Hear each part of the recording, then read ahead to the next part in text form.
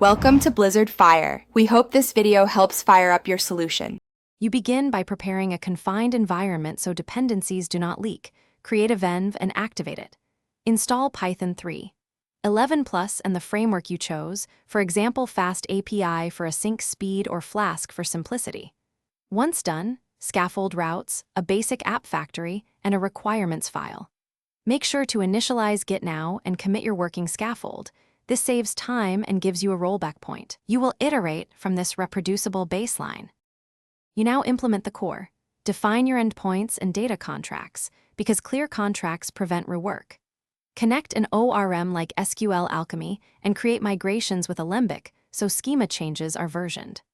Once data is reliable, add caching with Redis and background processing via Celery or RQ to keep requests fast. Make sure to add authentication using JWT or OAuth2 and centralize config. Then write tests that exercise main flows. You finalize by containerizing the app and wiring up continuous integration so builds are repeatable. Push images to a registry and deploy with health checks. Once live, add structured logging, metrics, and alerts so you know when performance slips.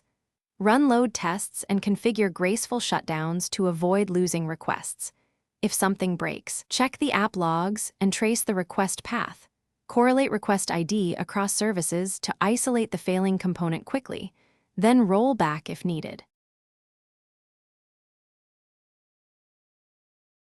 Thanks for watching. If you found this helpful, don't forget to like and subscribe.